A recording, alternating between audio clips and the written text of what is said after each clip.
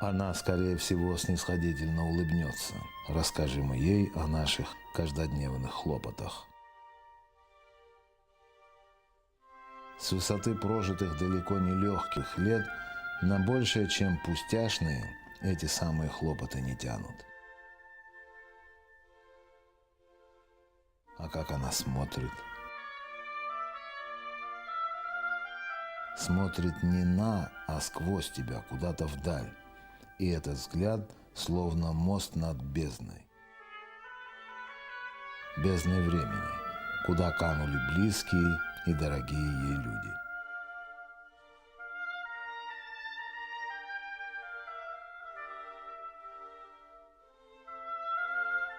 Но пока бьется ее сердце, канули они не бесследно. Она помнит о них и помнила всегда.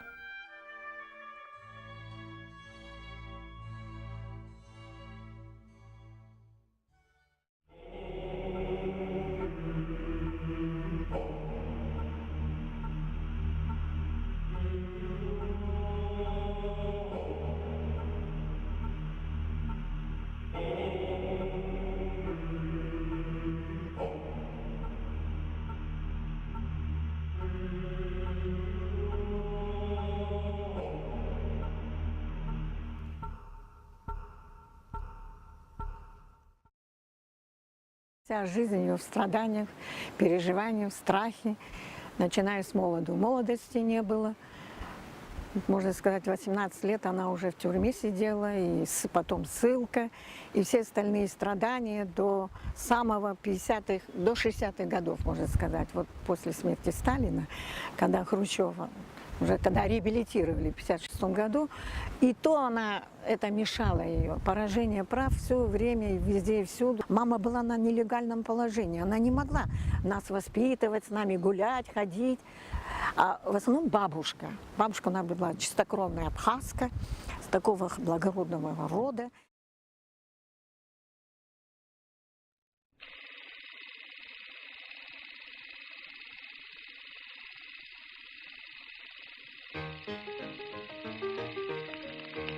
Это был ее Сухум, самый лучший, самый красивый, ее Сухум. Она была в нем счастлива, она жила этим городом. Жили здесь греки, армяне, турки, персы, русские, эстонцы, немцы, болгары, поляки, многонационально. И все были очень дружны. Никогда никто не спрашивал, евреев было много. Кто ты, как ты?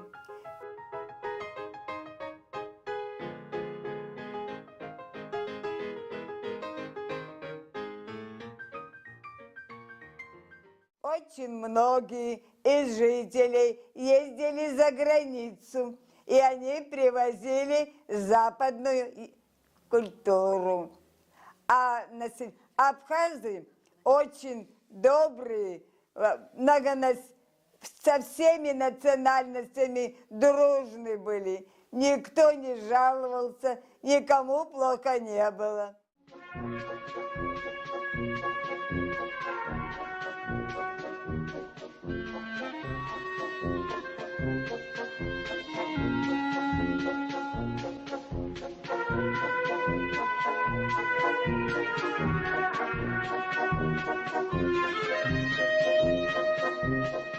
Теперешний берег назывался Бульвар. Все собирались там. Там были чайхана, кофейня, пирожные, мороженое. Миллион народу. И друг с другом. И все друг друга знают.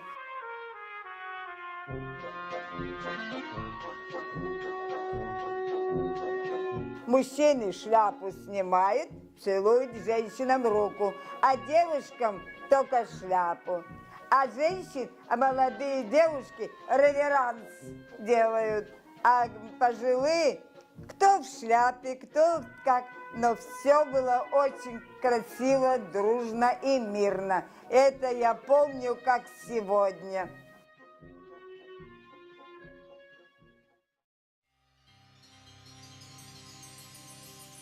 Картинки из детства, такие яркие, как всполохи огня. Время над ними не властно.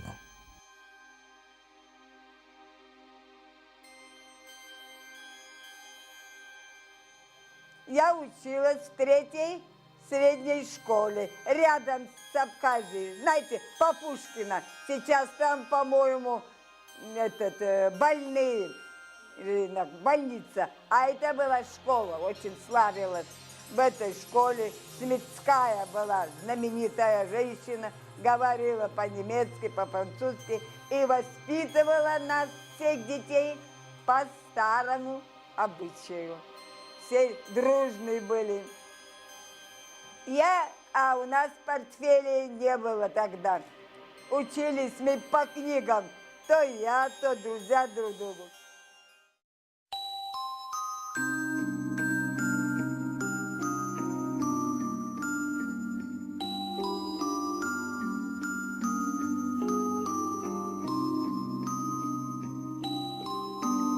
Когда наступал Новый год, все поздравляли друг друга. И вот я помню такой момент. Собирались дети с каждого района, определенных кто куда. И они делали лодки из картона, красили, потом лампочки. И к каждому дому подходили. К Новому году уже поздно. Все соседи ждали их. И все не пели. Открывайте сундучки, подавайте пятачки. И все бросали монету. С одного дома в другой дом, в третий дом. Вот такая дружба была. Очень много пережила, это все рассказывать трудно даже. Вот. И в страхе все же время жить и ждать что-то плохое. Но ее держала, у нее в характере была большая сила воли, мужество. Вот эта сила воли, бодрость духа, она всегда подавала какую-то, вот бывало, вот я расстроюсь, там что-то, она всегда говорила, всегда подавала надежду. Вот она всегда верила, что-то должно быть.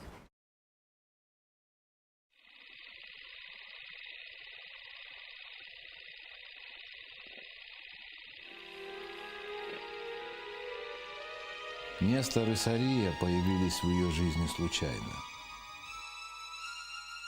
Или она случайно появилась в их жизни. Сейчас это уже не важно. Судьбы их переплелись воедино. Раз и навсегда. Моя тетя, воспитанница моего деда Екатерина Жиба, она носила вначале нашу фамилию. Ее выдали замуж в Гагры. И она очень была известная женщина. Начала цитрусы сажать. От нее потом пошло цветоводство. Это давно очень было. К ней приходили крестьяне из деревень, из разных мест. Знали, что она умная, и жаловались ей о некоторых недостатках. Она однажды собрала все вот эти жалобы, Нестора она не знала, и приехала в Сухум. И она подошла к ЦИК, а ее не пропускали.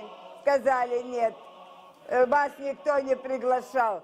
Она упорно действовала пройти. В это время подъехала машина, а из машины вышел Нестор. Она его не знала. Он подошел, взял ее под руку и спросил по-абхазски: «Ибтахузи бзаярах, ораузбарстахук, и васхорстахук».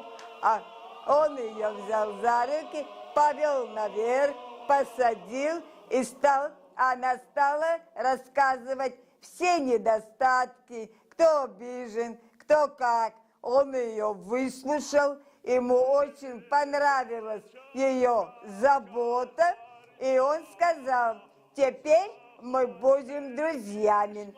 Чуть что, приезжай ко мне и докладывай мне, что там за безобразие, что там было в деревнях. Особенно, знаете, когда Когда коллективизация началась, люди очень бедствовать начали.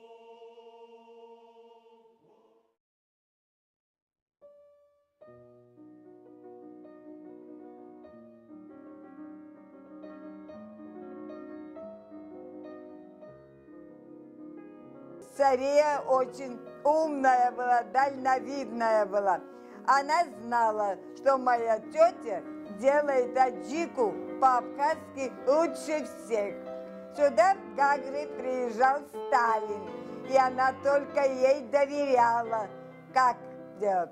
Тетя моя запиралась, никого не пускала, делала аджику, а Сталин очень любил.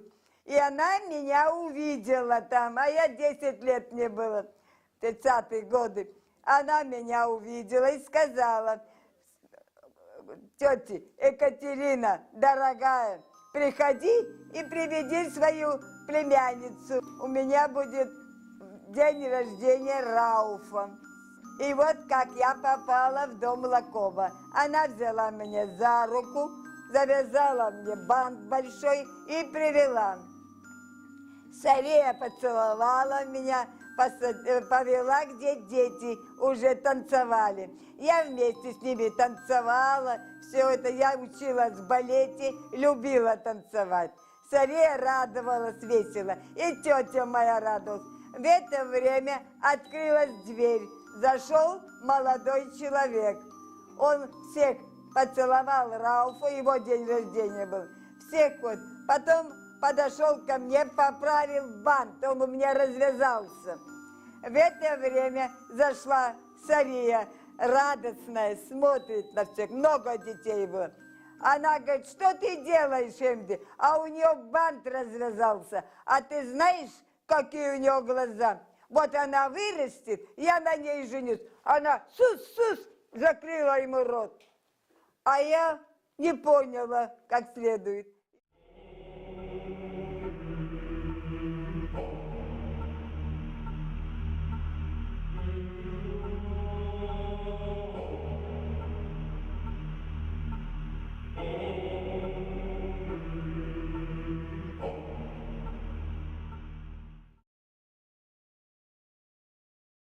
Она очень была воспитана, умела принимать гостей, умела помогать. И к ним приезжали всегда очень большие люди. Она знала, как стол накрыть, как встретить, как проводить. Из всех репрессированных, особенно из этой семьи, одна мама стала жива. Нестор был отравлен. Саму Сарию жестоко мучили в тюрьме. Хотели, чтобы мужа своего оклеветала. И отреклась от него. Не вышло. Сария умирала. И там вот эта итальянка де Блези, Феномена де Блези, последние ее слова и вот все, что было связано с Сарией, она тут же передала маме. Она прямой свидетель. А больные мне так сказали. Она сделала руки вот так, в окно смотрит еле-еле и разговаривает по-абхазски, по-русски. По-русски она сказала, она кого-то видела, кто его знает. Пройдет 5 лет, 10 лет, 15, а может быть больше, все будут говорить, а мой Аполлончик ни в чем не виноват. А потом: эх, Сталин, Сталин, какую змею ты держишь в сердце? Мы, говорит, все на нее смотрели, удивлялись, откуда она взяла силу, чтобы встать и сказать. И потом она была уверена, что придет время и что имя Нестора восстановится. Это мне сказала та, которая за ней ухаживала в больнице. Да и врач был очень сочувственный, я удивлялась. Она сказала: я не знаю, но и ты теперь, если жива будешь, все расскажи, не бойся. То, что слышала, то, что видела, то, что пережила. Я долг свой выполнила. платье. Мама, говорит, не сохранила. Платье одела она черное. У нее отца расстреляли. А гребешок и туфельки, по-моему, на маме дала. Ну, где было там их хранить как доказательство, свидетельство, доказательство? Когда в ссылке, вы сами знаете. Мы попали вначале в Северный Казахстан. Это были сплошные степи. Мама говорит, захолустное, дикое место. Ну, маленький такой поселок был, землянки. И климат там был ужасный. Зимой до 60-50 градусов, резко континентальный. А летом такая жара, что в землянках прятались. Она везде ходила на выживание, чтобы прокормиться, да кусок хлеба, стакан молока или там кружечку. И нужно было ходить вот в эти дома военнослужащих жен, обслуживать, стирать, убирать, все делать.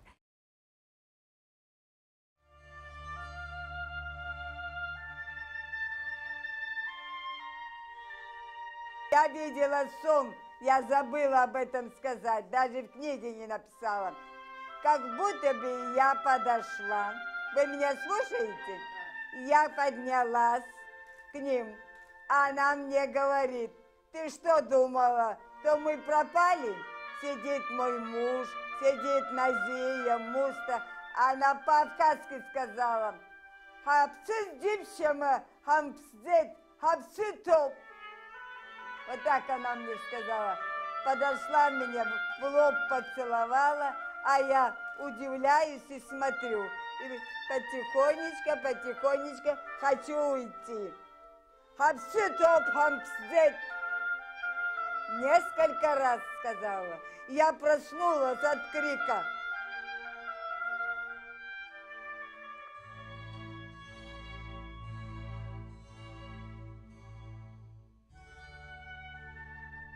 Этот взгляд словно мост над бездной, бездной времени, куда канули близкие и дорогие ей люди.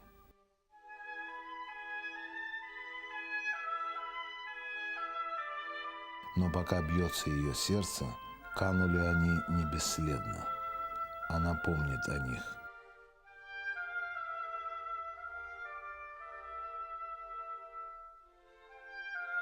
И очень хочет, чтобы и мы не забыли о них.